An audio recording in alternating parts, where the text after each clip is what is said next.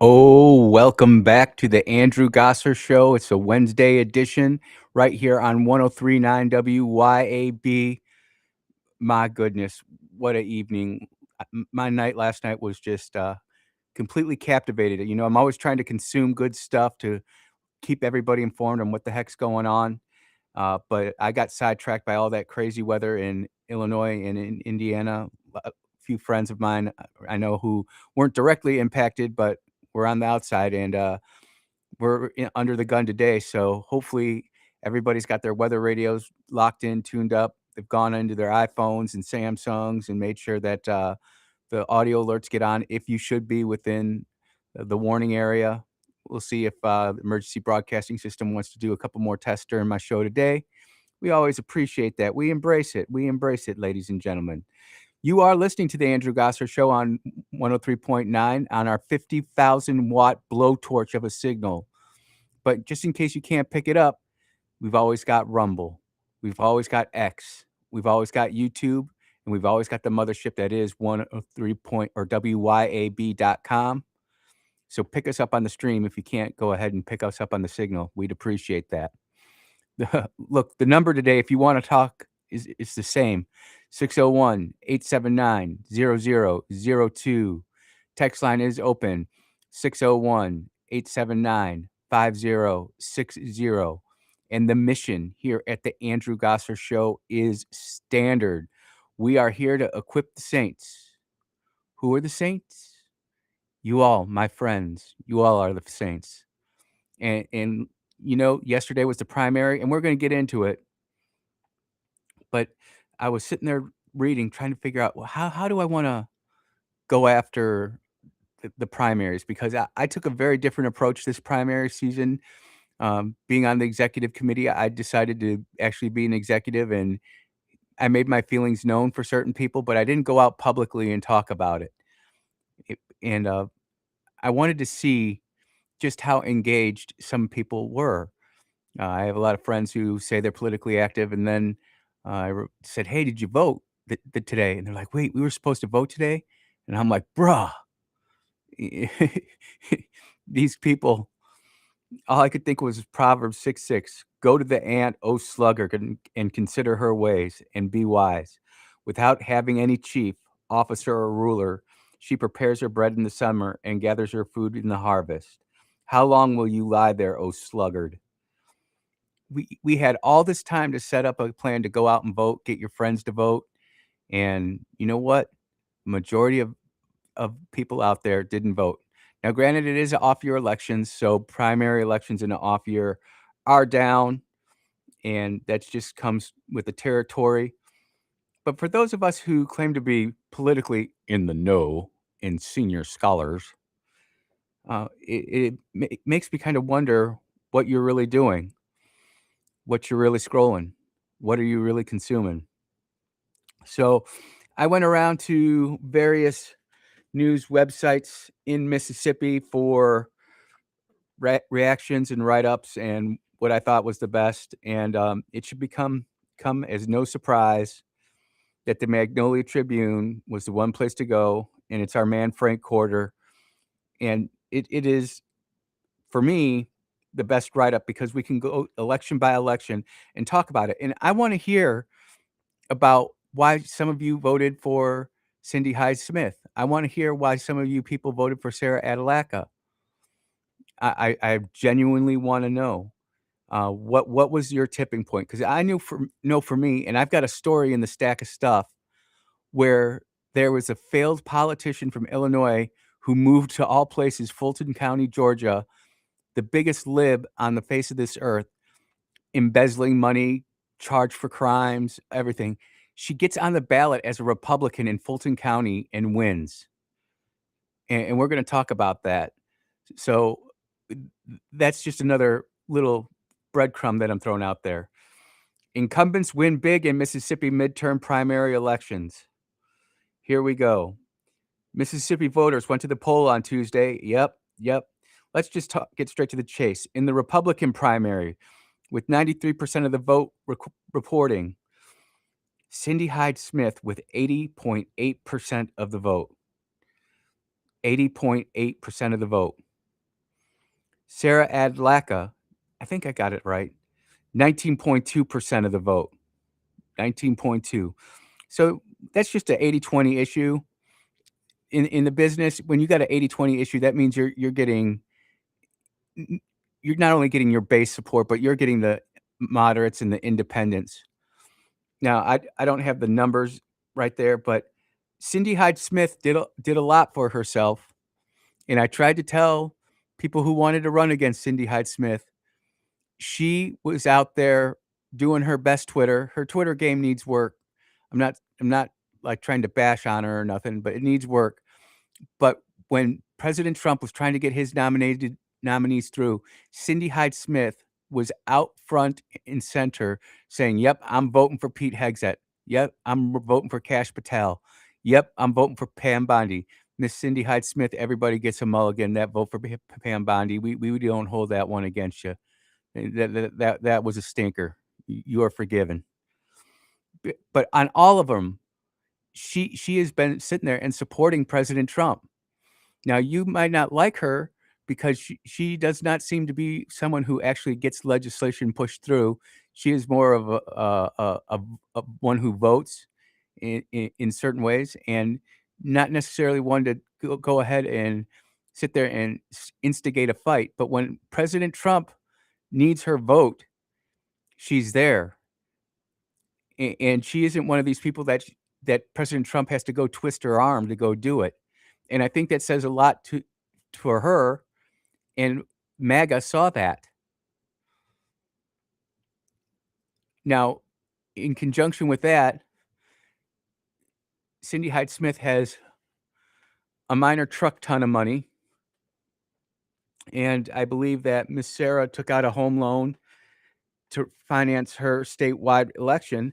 Um, Not bashing, I never saw a TV commercial, I never saw a web commercial, I never saw, um, a social media commercial. You know what I did see though? And everybody, I want everybody to pay really, really, really, really, really, really, really close attention to this. Sarah Adlaka's Facebook game was solid. Maybe the best I've ever seen when it came to Facebook game. She was everywhere. You couldn't scroll without getting something from one of her supporters or her reminding of the campaign, and it was strong. It's almost like people who back in the day used to be, "Well, who's got all the signs? Who's got the most signs?" The sign game is strong. The Facebook game is strong. Except signs and Facebook don't vote.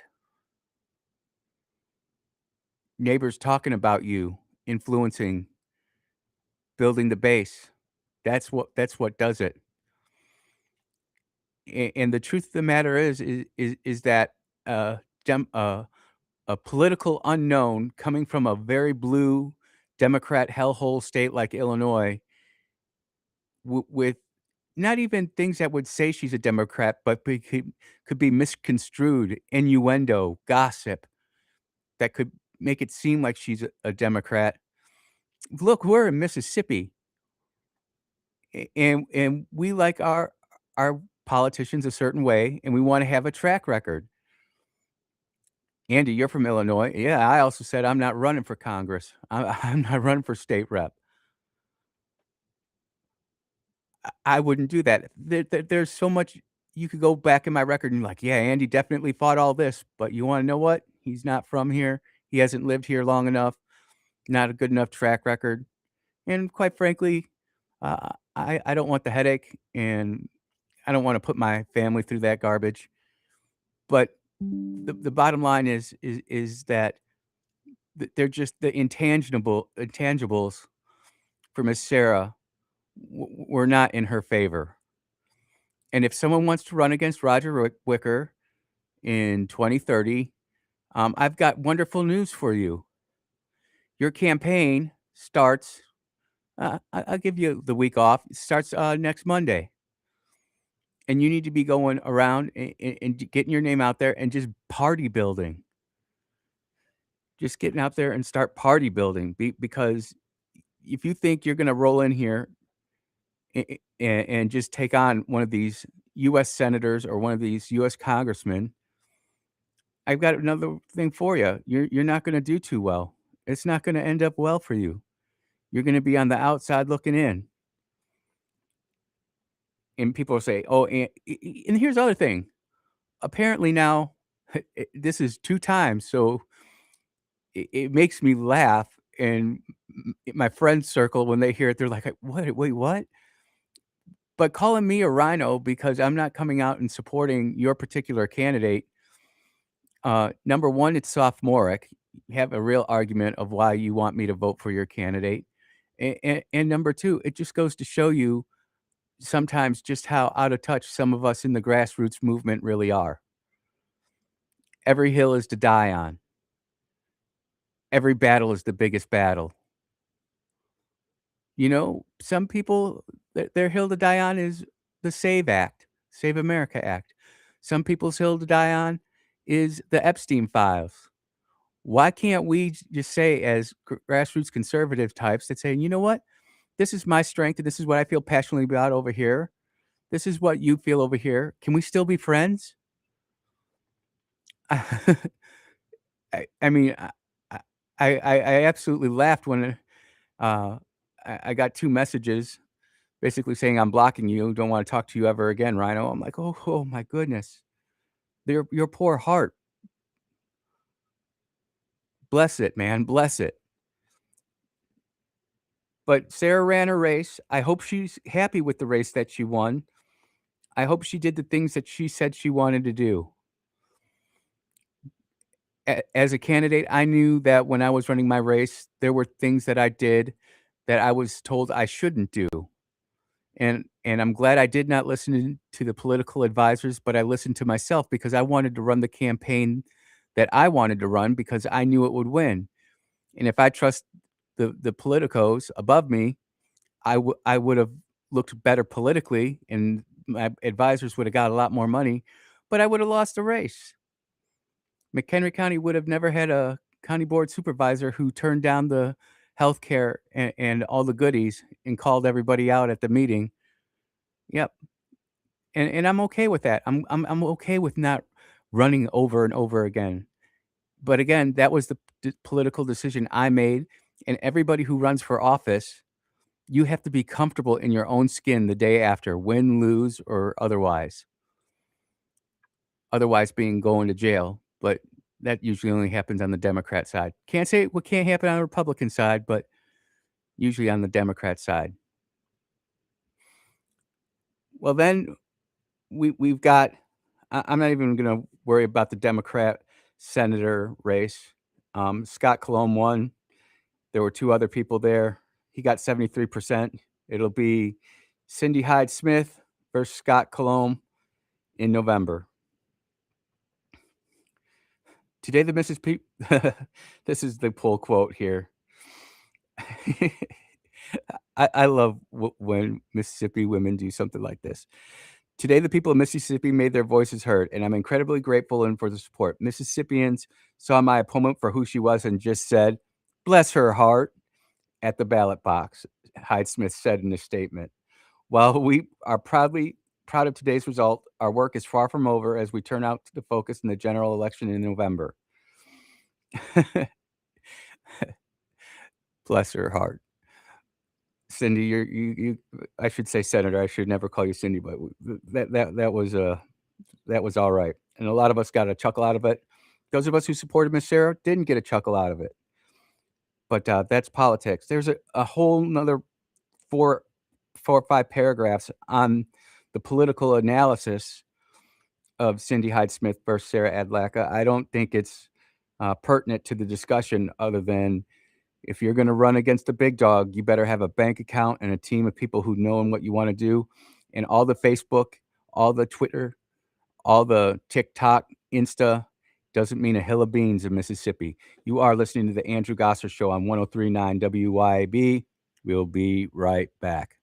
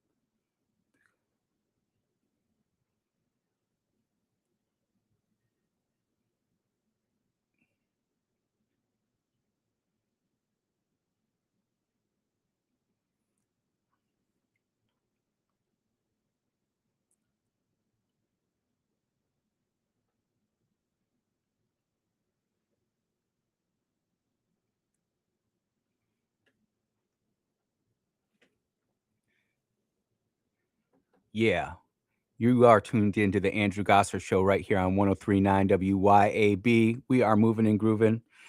And my good friend up there in Oxford, Marie Thomas, wrote this question, and it's a great question. And for those listening in this audience, you'll get it.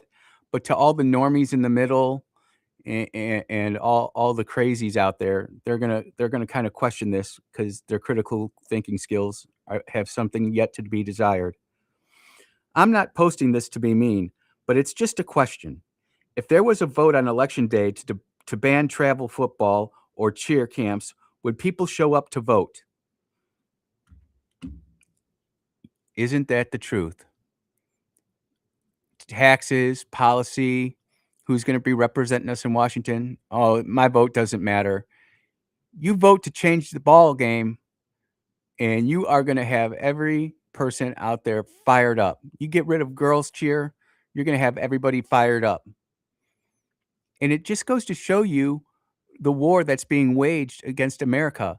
The war that is being waged in Iran is war nonetheless, but the way that they're fighting it is very different. You can't use the bombs and missiles and guns here in Mississippi and in the United States of America. We've got more guns than you, and we can improvise if we have to. And but you can get after us through our food supply. You can make us all fat, dumb, and happy. You can make us lazy. You can turn us into sluggards. You can get us fat on our sports and entertainment.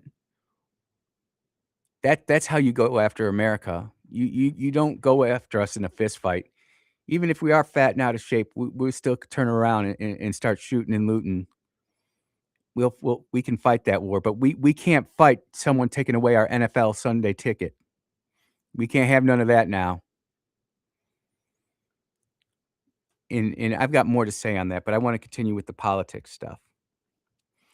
So, again, I'm reading this from the Magnolia Tribune and Frank Quarter. First congressional district, no challenger there, so I'm not going to worry about it. And I'm not really going into the Democrat side, just because of how the maps are drawn, which I don't necessarily agree with, but it's just the world we live in. Unless one of the unopposed Republican congressmen or Benny Thompson has direct pictures of doing inappropriate things with kids, they're not going to lose because it's just sadly how it is. But what for me, this was the big surprise in the Republican primary. Well, first, let's talk about the Democrat primary in Mississippi Congressional District number 2. With 92% reporting, Benny Thompson, 86.2% of the vote, ladies and gentlemen, 82.6% of the vote. Even Turnage, who is not from Mississippi, or if he is from Mississippi, he's been doing a lot of work in Washington for Elizabeth Warren, got 12.6%. And then the spoiler candidate, which both parties do, if they feel that they've got a serious primary challenger, they put in the third candidate for the runoff to spend more money and to make things more difficult to actually get defeated. Mr. Purd, I think it's Mr. Purtis Williams. If it's not, I apologize, not trying to be rude. Got 1.3%. So Benny Thompson is going to be locked and loaded. This is where it got really interesting to me. Kevin Wilson, who was running for the Republican ticket, 49.1. Ron Eller, 50.9. So that's with 94% reporting. Now, what makes it really interesting to me is how come on the Democrat side they have 92% reporting and on the Republican side they have 94% reporting? Is that Hines County tax working right there? I stayed out of this. Number 1, I was working on the radio show. Number 2, part of the executive committee. And number 3 is I gave my opinions on what I thought long time ago. And I genuinely wanted to see what would happen. And it is incredible to me how one person who works in an ER and is a practicing physician assistant vet, doesn't have a lot of money, gets 50.9% of the vote, and a self-made bazillionaire gets 49.1. I didn't see a lot of marketing, campaigning. Did you? I do believe the day before the election, I did get a postcard from Mr. Wilson. My street did have multiple Ron Eller signs up and down. And when I went to go vote at Windale Baptist Church, Terry 2 precinct, at around 1:30, there was only a Ron Eller sign out in front. There wasn't a Benny Thompson sign. There wasn't a Turnage sign. There wasn't a Wilson sign. Only Ron Eller, which tells me something, that the Eller team had a campaign plan in place. I don't know what it was because I was not privy to it, and I think that's great. I think they had a distinct plan. Now, we also need to say that Mr. Ron Eller is not the official Republican nominee because they haven't called the race yet. It's still too close to call. But let's read what Frank Corder has to say. And he's talking about Comrade Benny. 30-plus year incumbent Congressman Bernie Thompson continued his winning ways in the Mississippi Delta, handily defeating newcomers Evan Turnage and former chief counsel to the U.S. Senate Minority Leader Chuck Schumer, Paris Williams. Unfortunately, when the sun rises tomorrow, this will still be the poorest district in the poorest state in the nation, Turnage said. That will not change without leadership committed to reversing the brain drain that has plagued our state for decades and leaving the playing field so people can not only get by, but get ahead. So what I want to say is Mr. Turnage, great job utilizing the Mississippi Free Press to get your talking points out months in advance and try to build up that base there. I get that. But even if the people of the Mississippi 2nd Congressional District on the Democrat side of the aisle voted for you, it wouldn't change the fact that they're the poorest district in the poorest state. Because there's nothing that you can do in the Congress to change that. It comes from the people on the ground. And it comes from the governments on the ground who want to work with the state and federal government to have the things, to get the jobs in, to get the project started, to get things actually done. I've driven the 2nd Congressional District now 5 or 6 times, stopping, meeting people. No, I'm not running, but I did want to understand it, especially after Mr. Incognito challenged me to go do that. And so I'm a man, and I went out and did what I said I was going to do. But it just seems people are actually satisfied with Benny Thompson. They love the fish fry. They love the fact that he goes after Trump. They love the fact that he is very outspoken. He has built up his brand, and look, you can be a Republican and hate the guy's guts, but you have to admit that he is a deft and skilled politician who has carefully cultivated his base in his district over the past 30 years. And no young upstart whippersnapper who's working for Chuck Schumer is going to come into Mississippi and all of a sudden get rid of one of Mississippi's greatest hometown sons. Now, you might not like that Republican saying that he's one of the greatest, but he's had one hell of a career. We just have to be honest and truthful about this. We can say that we don't like a thing he's voted for. We don't like the way he conducts himself. We don't like his arrogance, his boastfulness, his continence, his demeanor. You can say all that, but you can't say that he isn't effectively winning his seat and listening to his constituents. Some of you would say that there'd be voter fraud involved. I wouldn't necessarily disagree with you on that, but when you're getting 87.5% of the vote, that voter fraud going to have to be really something special. Voter fraud only works in those tighter elections. Despite the strong push from the young Turnage that saw him raise over $200,000 Thompson easily turned him away, leaving $1.5 million in his campaign war chest heading into the November general election. And that 1.5 million, that's just what he's got there. When the liberal super PACs come in, if Benny Thompson is really in trouble, you're going to see that jump to 10, 12 million. And that's why I say you need someone who just wants to let $5-6 million on fire and have a go for it. Look, I'm up against a break, but there's a lot that Frank talked about, Mr. Kevin Wilson and Mr. Ron Eller, and I want to get to, but we're going to take that break first, and then we'll talk about it on the other side. You are listening to the Andrew Gosser Show on 103.9 WYAB. We'll be right back.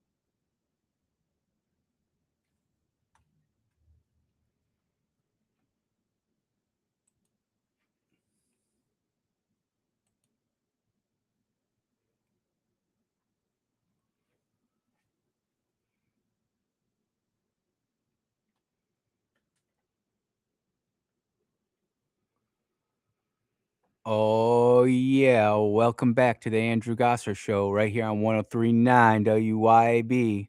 We are moving and grooving. And just sitting here kind of bouncing around looking for other totals for what happened in the Republican race in District 2. We got a phone call here though. Let's take it. Let's see what we got. And caller, go ahead. I'm just wondering how, if you just use Grok or whatever and look it up, the average income of a person in Benny Thompson District is $44,511. The poverty rate is around, or excuse me, the unemployment rate is around 26%.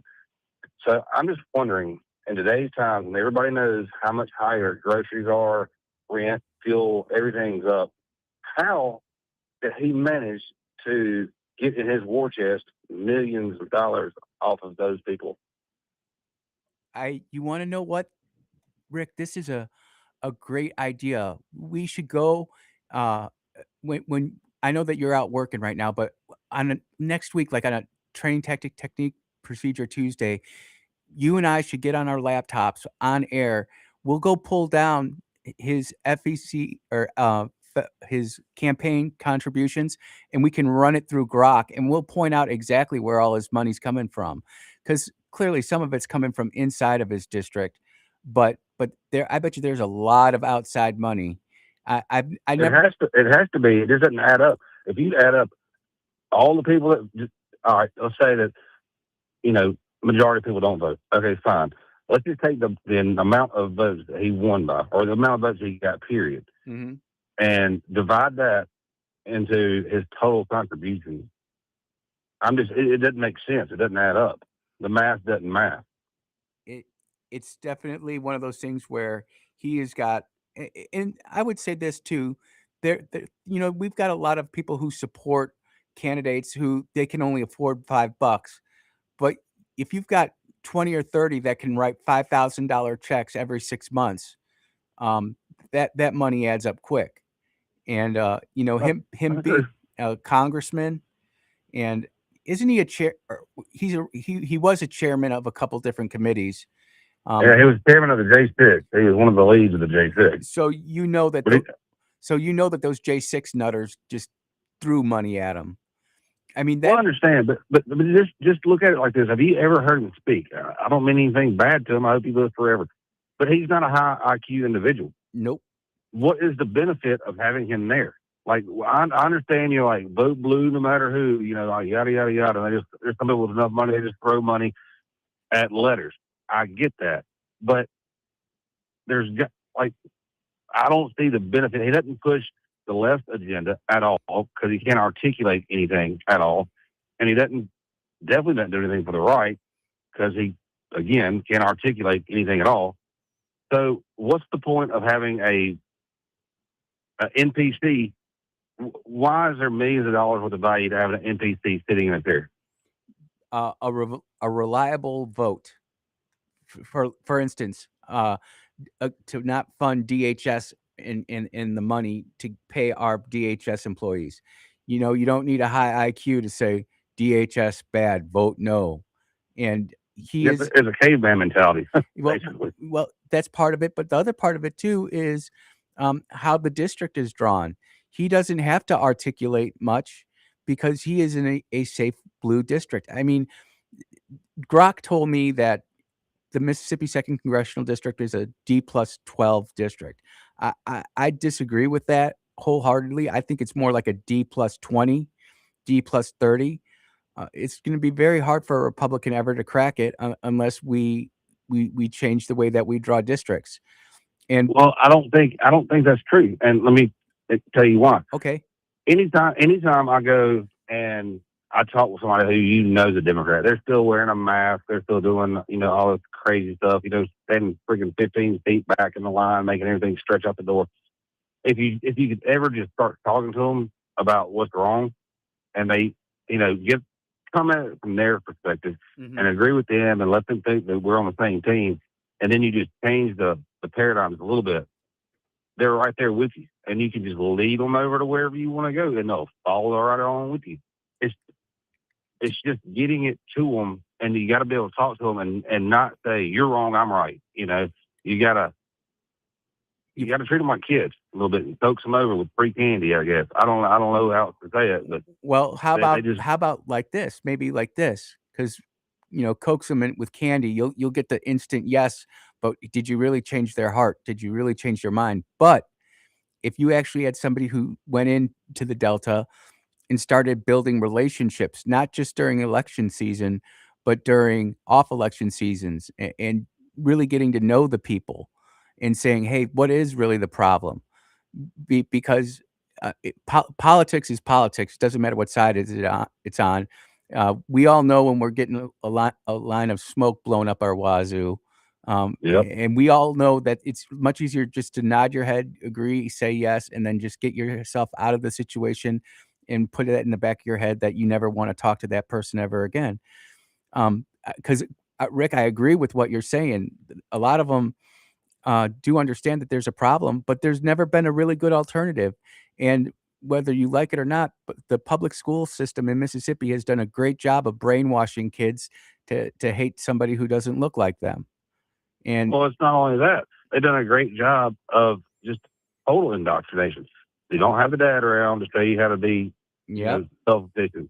You don't have the mom necessarily being a moral um, guidepost Mhm. or beacon of light because they're out doing whatever. And I don't mean this as a black or white thing. This is a just American thing. Oh, yeah, you're The right. morality is gone. Ye And once you lose, once Andrew, if I tell you I'm just to go chop down that tree, then you need to be able to get in your truck and go do whatever you need to do, and know when you come back that tree's going to be chopped down. Doesn't matter what hard times I have if my axe breaks or my chainsaw breaks, or it doesn't matter. You know, I'm going to do everything in my power to do what I told you I'm going to do. Yep. We don't have that anymore. It We doesn't matter what people, and politicians are the same way. They tell you, we're going to make America great again, and let's never start any more foreign wars, and then they do everything else besides that. Yep. Well, that is a good point, and especially the tactic that you're going after on the national level is true. But you know what I'll say? All politics is local, and we can't even get local accountability for stuff. I mean, Nothing. look at what's happening in Jackson with the DEI police chief we're about to hire. We had a cap of 130,000. They mysteriously picked $20,000 out of the air to give her $150,000 a year. And, we'll see how Jackson goes, and it's just We both know how Jackson's going to go. oh, well, I know I'm just gonna be sitting here on the front lines watching it, but it just But goes it's to starting out fraudulent. That's what I'm saying. That's what I'm yep, trying to say. It's starting out on a bad foot. You what can't have the law saying 130,000, and then they just go, you know what? Forget the laws. Because the laws are for them. They're not for us. And we're going to give them 150. You're starting out on a bad foot. That doesn't look good to the public. It doesn't feel good in the morality. It's just wrong. we're not sure we know what right and wrong is anymore, Rick. I That's mean, what I'm afraid of. you and me both, you and me both. But there are ways to go out and do that, but it takes time, and I think you really hit the nail on the head when you brought up the morality part of it.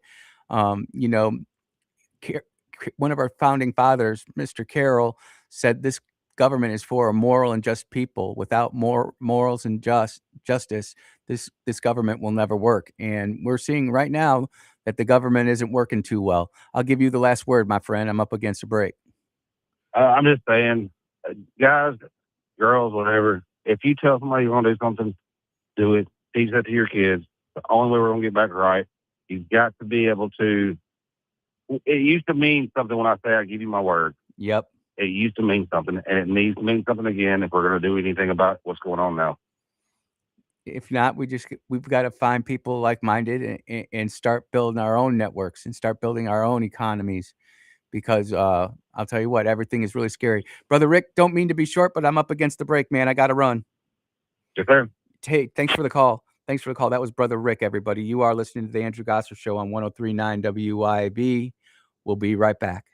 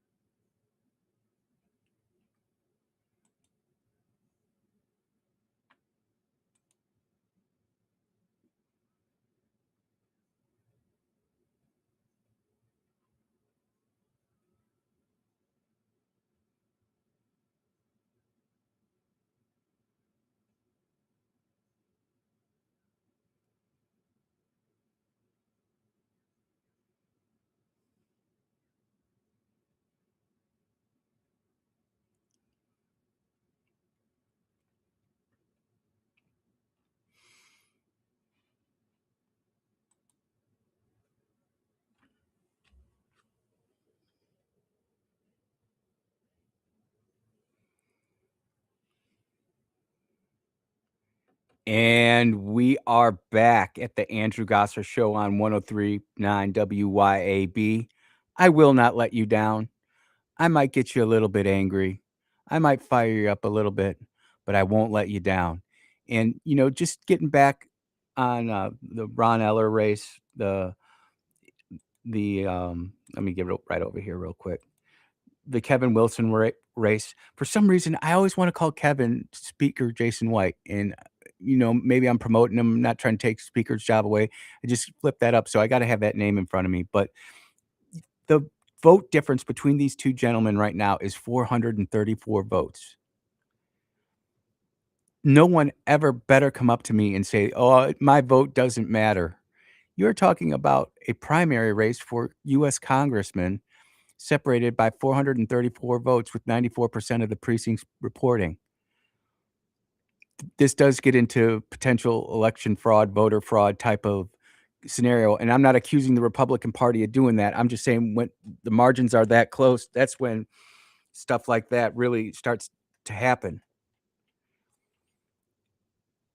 And it's just so important. And when I sit there and I think about how do I use this platform that the Lord's blessed me with, that Matt's allowed me to use, I get the best mentorship from Clay Edwards, Kim Wade, Lindsey Beckham, Chip Matthews.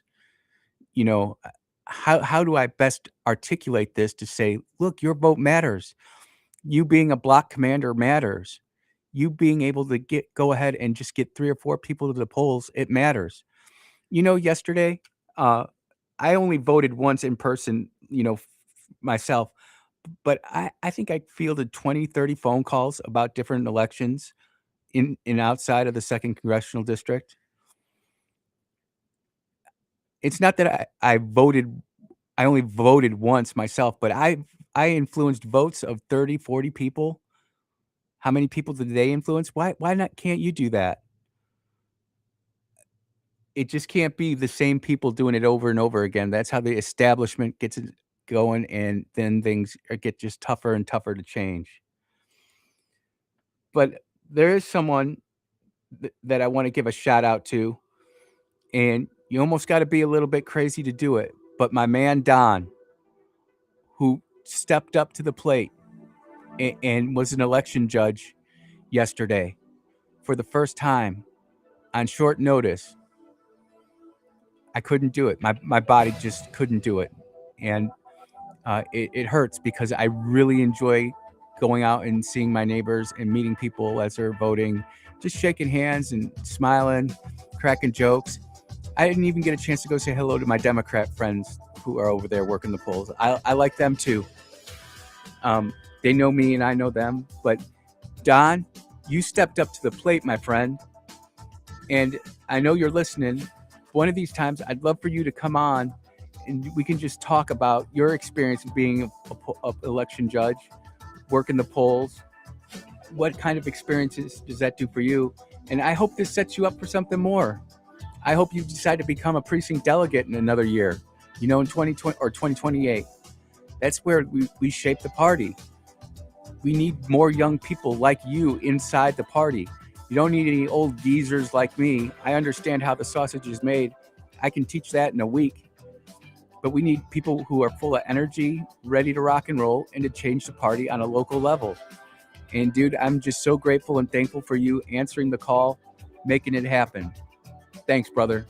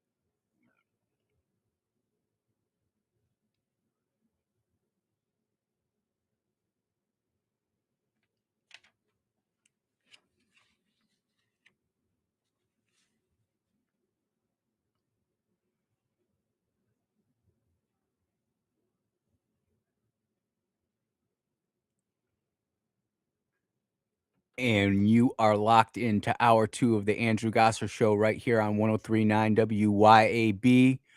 We are broadcasting live out of our 50,000 watt blowtorch of a radio signal from Flora, Mississippi. We're also streaming on Rumble. We're also streaming on X. We're also streaming on YouTube. And we're streaming at the mothership that is WYAB.com. So either way, if you can't pick up the signal, you can pick us up in the stream. Hey, you can be in the land of fruit and nuts, Santa Cruz, California, and you can be listening to the Andrew Gosser Show. Shout out to everybody in Santa Cruz sitting there picking up the stream today. You never know where the light might come in and shine the bright of truth. It'll be beautiful. It'll be beautiful. Whether you're in Santa Cruz, California, McHenry County, Illinois, Hines County, Mississippi, or somewhere in between. You could even be in Uzbekistan and be picking up the signal. The mission here at the Andrew Gosser Show is standard. We are here to equip the saints. Who are the saints? You all are the saints. You're also my friends. But sometimes friends tell other friends hard things. And this is just the way it is. I feel this with all my heart. Go to the ant, you sluggard. Consider her ways and be wise. Without having any chief, officer, or ruler, she prepares her bread in the summer and gathers her food in the harvest. How long will you lie there, O sluggard? When will you arise from your sleep? And that's just how I feel America is right now. We are asleep at the wheel. We've got our pot dispensaries. We've got our liquor. We've got our NFL, Olympics, World Cup, whatever it is going on. And we can't be bothered with things like food prices, going out there to work. You know, buddy of mine said some of the laziest people he knows when it comes to voting, hunters and farmers. Hunters will spend months getting their food plot all ready, good to go, sighting in their rifles for hunting season, get everything good to go. But he goes, I know so many hunters that don't vote. And I didn't think about it like that, but I kind of wonder if that's true. But I'm sure it could be said about all different uh, activities, hobbies, work. Lots of us who we just don't prioritize voting. Look, before we get into the craziness that is the UK, I want to spend a moment here talking about the Alpha Generation Youth Entrepreneurial Expo. It's coming up next Saturday, March 21st, 2026. It's from 10 a.m. to 2 p.m. And, with all the negative news going around, isn't it good to know that we're still trying to do something to get our youth fired up and ready to go? And this is a great chance for you to go out there and see what's going on. It's at the Salvation Army at 570 East Beasley Street in Jackson, Mississippi. Age participants are K to 21 years old, and there's no fee to enter for youth participants. Participants will keep all of their sales and proceeds. Participants can be the spokesperson for their parents' businesses as well, which is great for someone like me. Maybe we get to put together a BA Farm expo real quick there. Have the sweet toots out there. Not that we have a lot of lamb left to sell, but I mean, it's just an idea. Registration Saturday, February 20, starts on February. Well, it's already started, February 28th. You must register to participate. This is being put on by Restoration Community Church Fellowship Hall, and it gives them their address. If you have any information or if you want any more information on it, you can contact Minister Tracy Thomas, Alpha Generation 79 at yahoo.com. And, every chance that I get to go ahead and promote something with the youth, especially when it comes to youth and farming, I'll tell you what, they're going to teach our kids about the LGBTQ LMNOP agenda, but they won't show our kids how to raise a sweet snap sugar pea or a tomato plant or a cucumber. I'm telling you what, I am watching the price of beef just explode. And it's even making the sweet bee toots. And I look at our inventory of what we've got for us. And then we always try to sell off and help out people who are in need and through the church and whatnot. But man, we're thinking about cutting down our herd. We might have to actually expand it and perhaps teach some people how to raise sheep instead of cattle. It's a lot easier. It's a lot more profitable, and it doesn't have nearly the inputs of it. But we got to talk about Great Britain, because the Great Britain has just deployed a ship to fight the Iranians. The HMS Dragon. It's some type of small boy. I'm not belittling it or anything like that. I'm just saying that they sent one out there. They did have to convince the unions to work over the normal union hours to get it ready to go. It had to stay in port for an extra week. So good on Great Britain for that. But here's the other big news coming out of Great Britain. And this just goes to show you just how absolutely messed up Great Britain is. The Bank of England plans to replace historical figures, including wartime Prime Minister Sir Winston Churchill, on banknotes with what? Wait for it. Stay on target. Wait for it. They plan to replace historical figures, including the wartime Prime Minister Sir Winston Churchill, with banknotes with pictures of animals. Dude, we're getting rid of Lincoln and we're putting on a buffalo. It was announced March 11, 2026 in the United Kingdom. And the key quote, it says it all, that Rachel Reeves is replacing Winston Churchill on our banknotes with a squirrel. Foamy the squirrel getting his own banknote in England, ladies and gentlemen. Kevorkian scarf incoming. If you know, you know. This just goes to show you how pacified the world really is. We are under a massive spirit of delusion. We have no idea what these people who are truly wielding power around the world are capable of or doing. They are keeping us so infatuated with meaningless news and stuff that, I mean, I thought this was satire at first, but this is real website. It's absolutely insane to me. And with everything that is happening in Great Britain, they're starting to actually realize now that Islam is not compatible with Western society. No freaking doubt. You've got the Iranian soccer team. This is coming from Jackson Jambalaya, Kingfish. I know I'm kind of bouncing around, but I'm fired up. This is coming from Kingfish. 5 women from the Iranian national soccer team defected in Australia. We talked about it yesterday where Trump offered them all asylum. Well, 5 of them actually escaped the team, and the rest of them got put on a bus, and they were putting SOS on their phones, begging for help. The Iranian women's national soccer team didn't sing their national anthem during the Gold Cup games. What happens in America if athletes don't sing the national anthem? The LGBTQ wizards and sorceresses sit there and cheer them. In Iran, they'll behead you.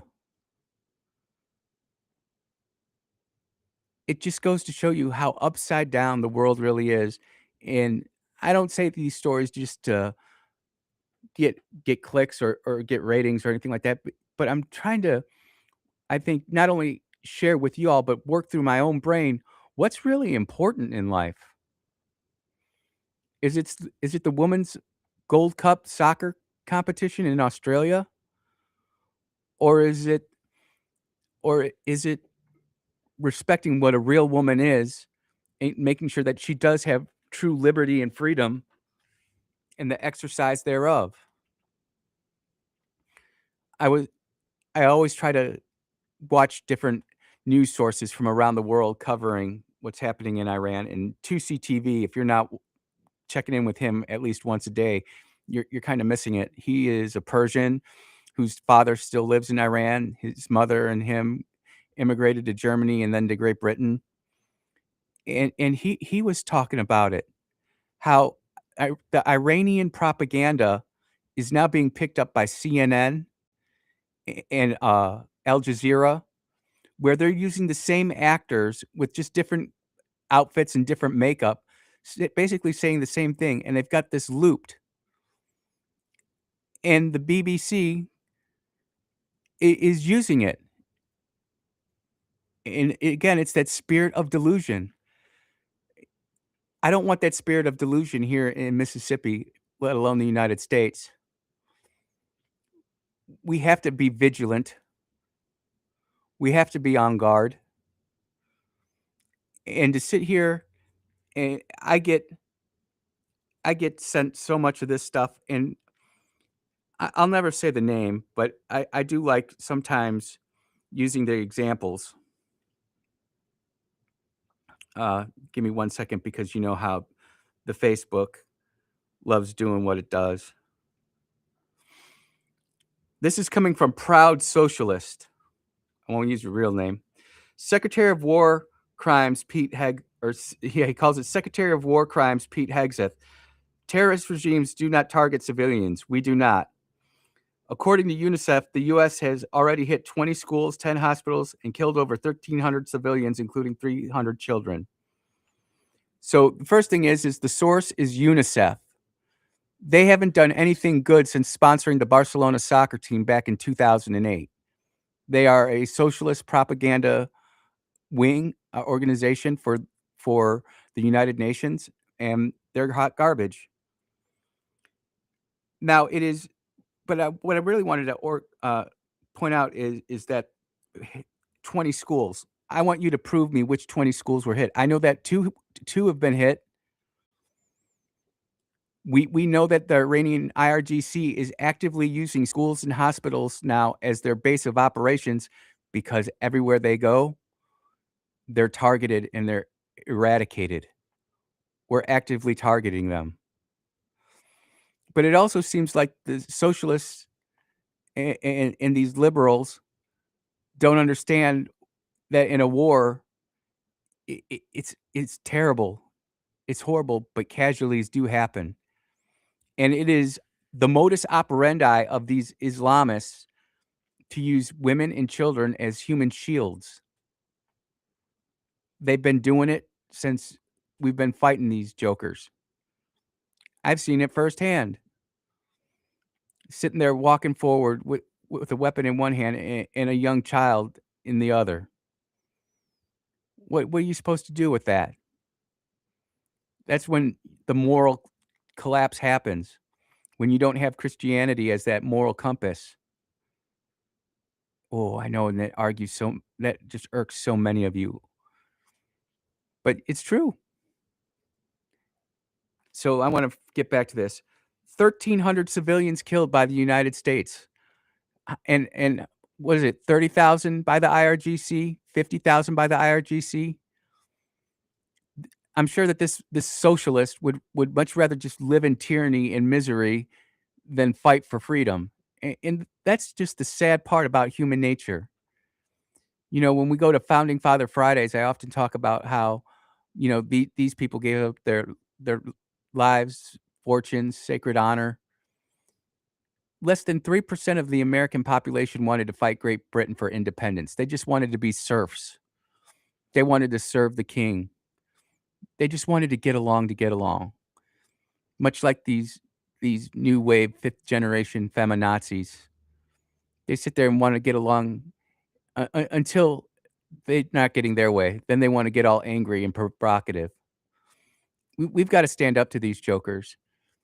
And while the world is going to hell in a handbasket, we here in Mississippi, we're doing all right.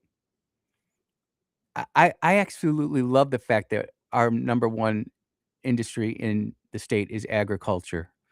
I'm glad that we don't have an enormous population in Mississippi. I'm glad that you can still go out and buy 5 acres for a reasonable price. I'm happy that we have Future Farmers of America actively trying to bring in more farmers. We need more farmers. I'm telling you, with the stuff that we're seeing, I don't have time to get into it now. I got to go to the break, but man almighty, with the stuff that I'm seeing, those of you who can grow a tomato plant, can raise some rabbits, raise some sheep, you're going to be all right. You are listening to the Andrew Gosser Show on 103.9 WYAB. We'll be right back.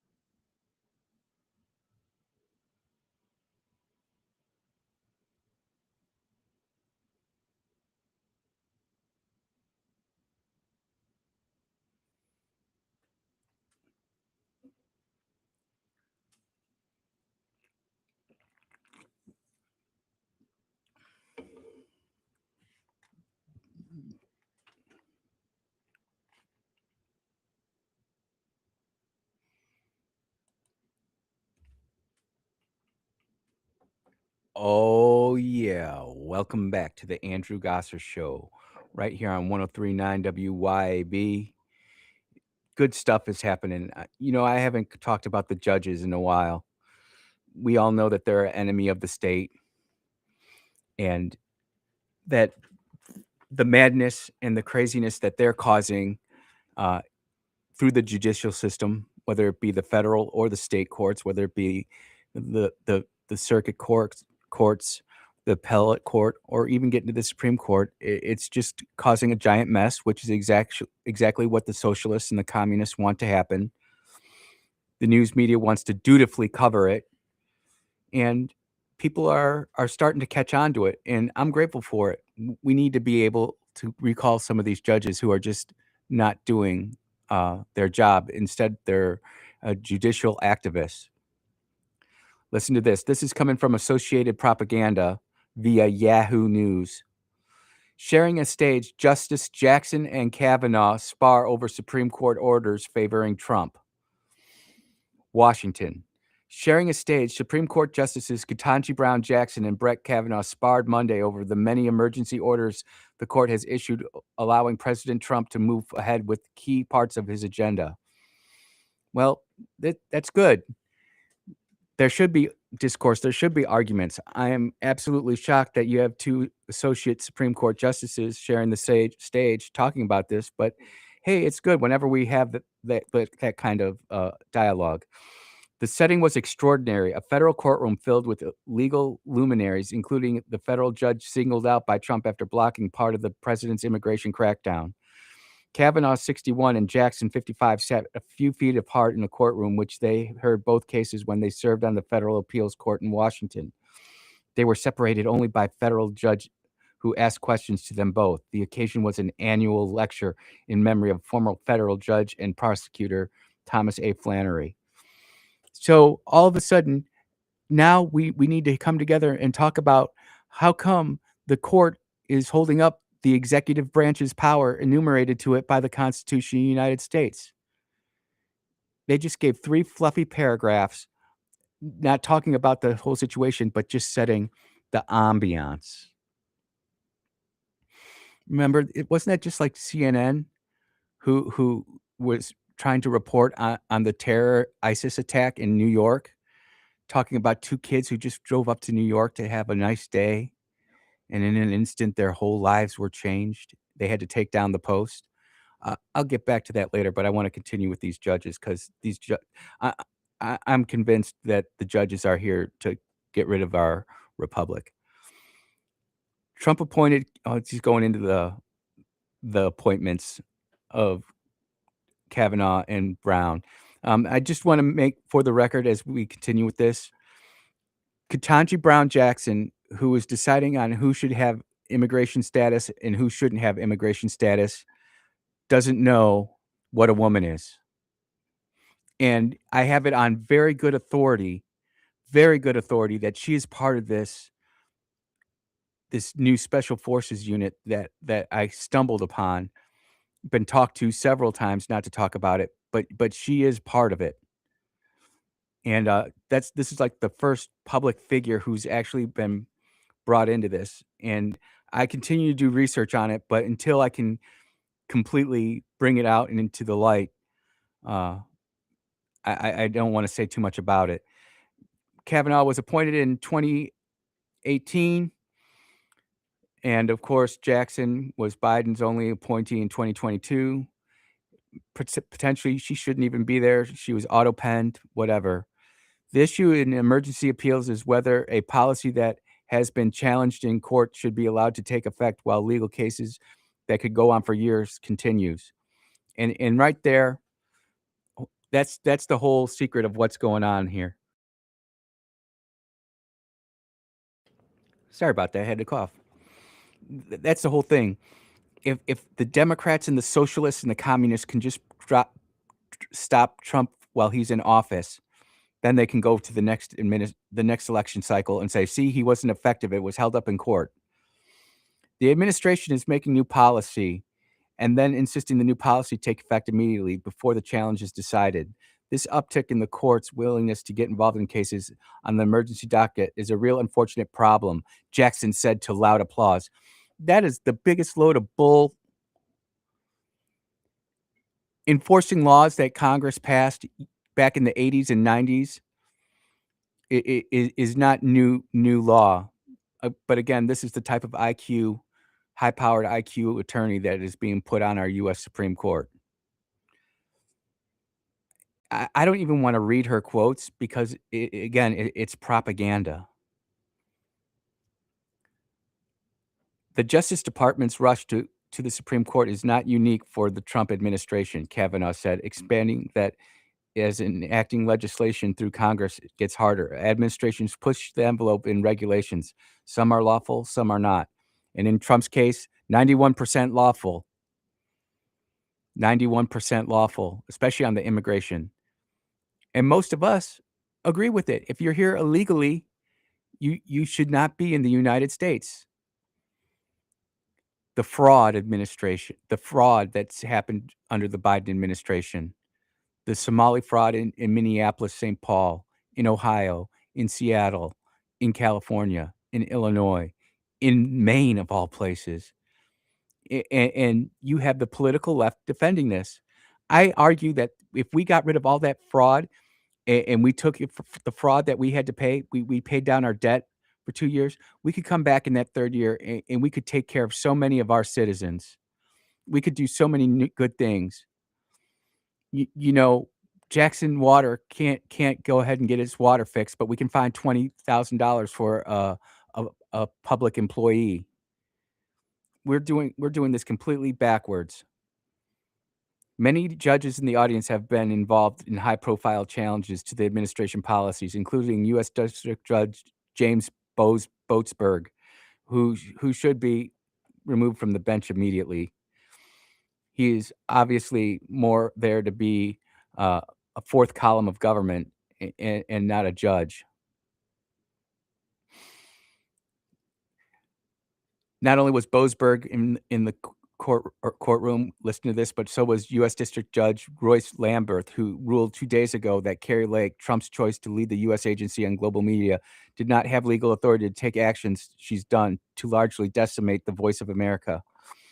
So see, again, we're sitting here and getting rid of all of these old legacy systems and programs, and you can't do that. That's what part of the reason we're in debt. Something's old and fogey, gotta keep it, and she does have it. And it'll go up to the court, and it'll say, "Yep, this is an executive power." And the thing about it is, as hard as the left is fighting to stop Trump now, at some point, there is gonna be a Democrat in the office of the president of the United States, and they are gonna use the exact same tools that President Trump is using right now to get his agenda through. I think Congress is completely screwed. We can see that with the 354 Congress critters voting to keep their sexual harassment slush fund going. You can see that through the Epstein files. There's all these layers that are stopping the good stuff from actually happening, and I just find it interesting that now the judges are starting to have their own forums and actively talk about it. This article, I was looking somewhat for the other side to have the other point of view, but it's Associated Propaganda and NBC News, both of them teaming up on this article. There is no neutrality. It is all a simulation. It's all propaganda to make you think that we're doing something that we're not supposed to do. They never thought that we would have a president who would fight like hell for the people. And you know what? That's why the black community loves Trump so much too, is because they know Trump is the real deal. He's not perfect. He's not angelic. He's not Jesus, but he truly loves his country and he's trying to put it first. Despite all the people who are lined up against him, he still moves on, marches forward. You are listening to the Andrew Gosser Show on 103.9 WYAB. We'll be right back.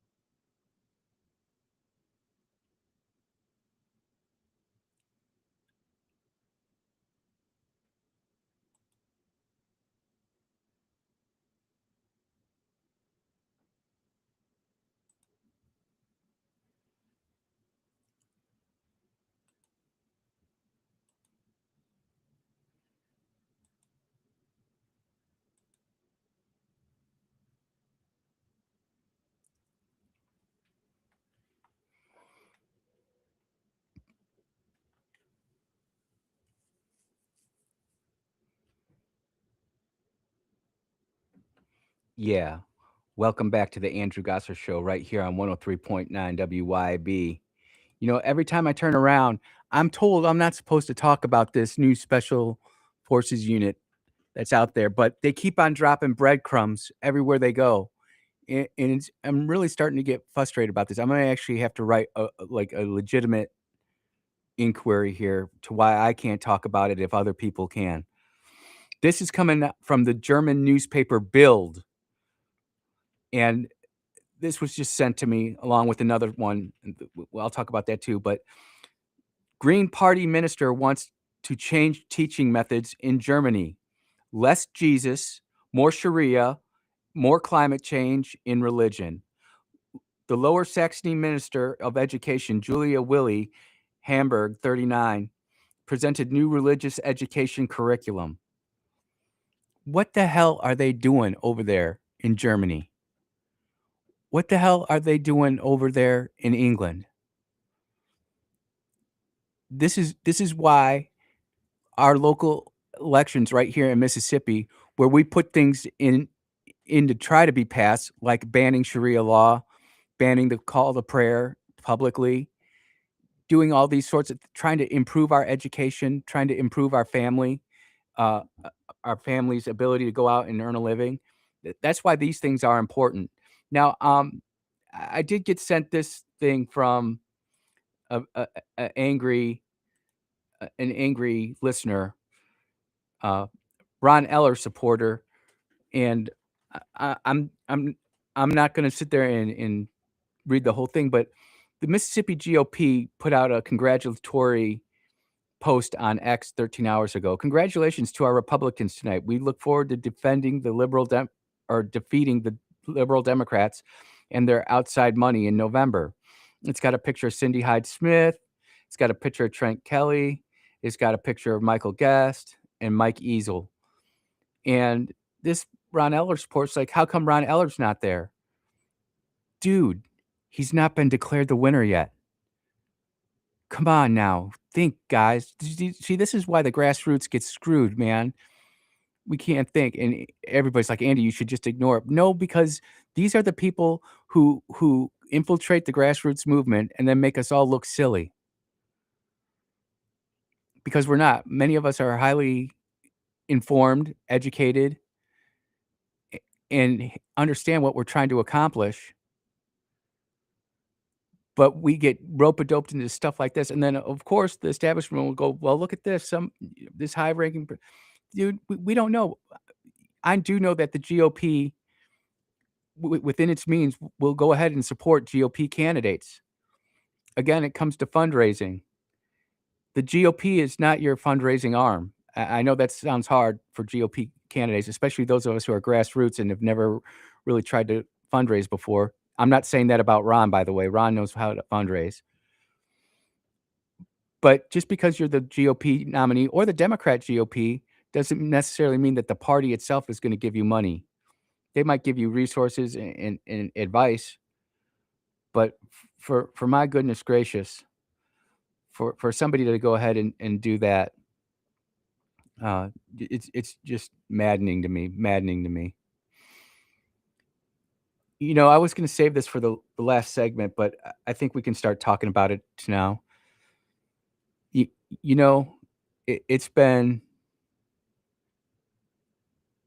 6 months, hasn't it, since we lost Charlie Kirk? I saw a post from Blake. Blake was gonna be here this morning. His truck had an issue, couldn't make it. We'll try to get Blake on again. He's always got an open mic, here to host the show or come in and be a guest whenever he wants. But it's been 10 months since we lost Charlie Kirk. Not a peep. Some would say that he was the most influential conservative in American politics since Rush Limbaugh. You wouldn't necessarily be wrong with that statement. He had this incredible ability to captivate the youths of America and motivate us old geezers as well.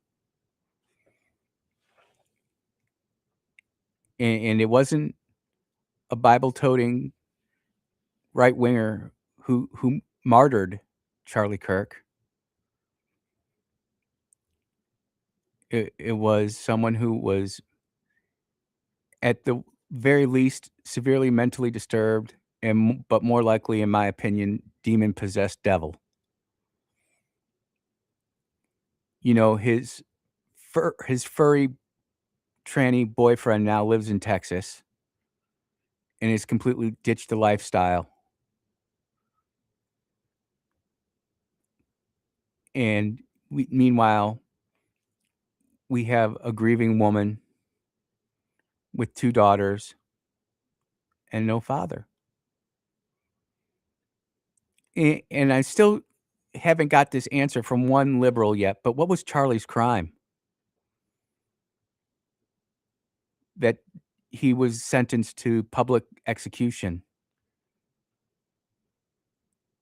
Speech? Going to campuses, places where we're supposed to celebrate diversity and free speech, and yet it's shut down every time by the left, the militant left?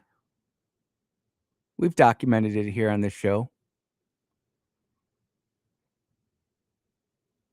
There were so many great things that Charlie was doing, leading, different new projects going on, ways to get involved locally. He was out there, and not everybody agreed with everything that Charlie did. And I am so sick and tired of these people who are these all or nothing type of people. They're on both sides of the aisle. These all or nothing people. If you're not with me 100%, then you're my enemy, mortal enemy. What you're really telling me is you need Jesus. But I digress. He was doing so many things, great things, helping out so many people in so many states, providing opportunities for growth, whether that be job growth, academic growth, political growth, spiritual growth. He's all around just the way that you'd want to do it, man. That'd be the guy that you'd want to do it. Family man, loved his wife, loved his kids, loved his family. And he gets taken away from us way too soon. And the mainstream media goes ahead and does a bunch of craziness, just tries to wash it all away. And it's up to us. It's not even in the conservative movement or the religious movement to remember it, Charlie. It's up to Americans to remember it. Charlie was martyred for simply talking and reaching out across party lines. And people are wondering what's going on with the investigation. When when are when is he going to actually be convicted? And they're going on to that process is playing out. At least we have someone behind bars who actually did the crime, who's going through the process now. There are a couple other really big, big stories out there that are screaming for justice. That, by the way, conservatives are in control of. Can't get nothing done there. We're going to take our last commercial break, but when we get back, we'll get an oil update. We'll talk about what we hope to have coming on the show tomorrow and any other last little bits of news that are coming in. You are listening to The Andrew Gosser Show on 103.9 WYAB. We will be right back.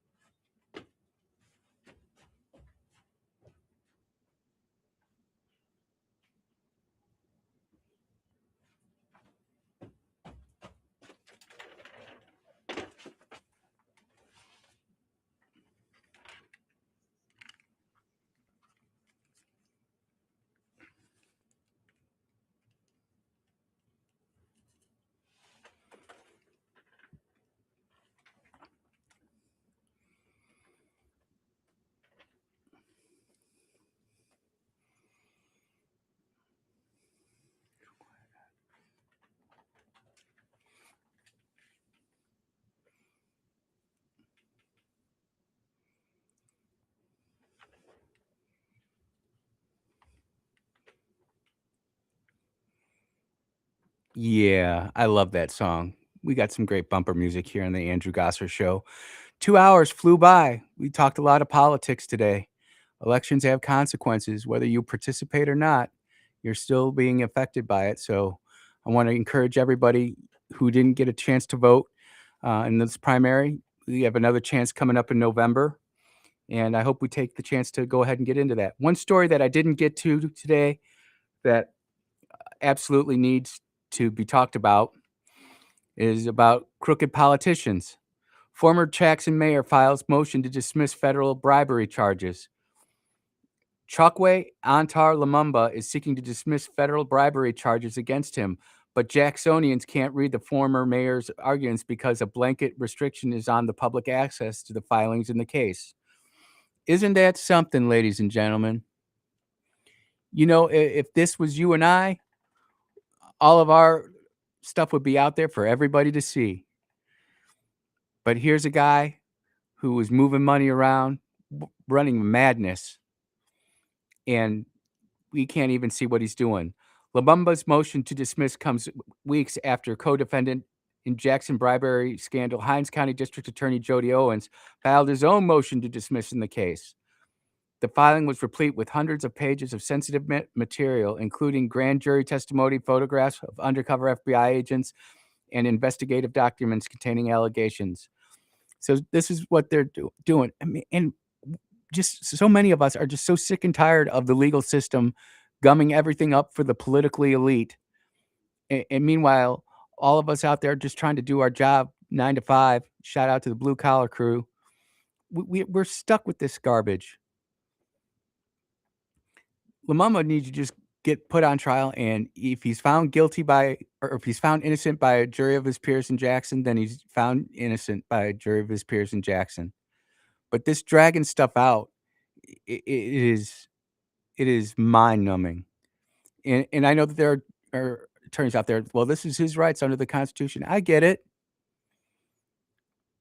but we need quick and expeditious trials,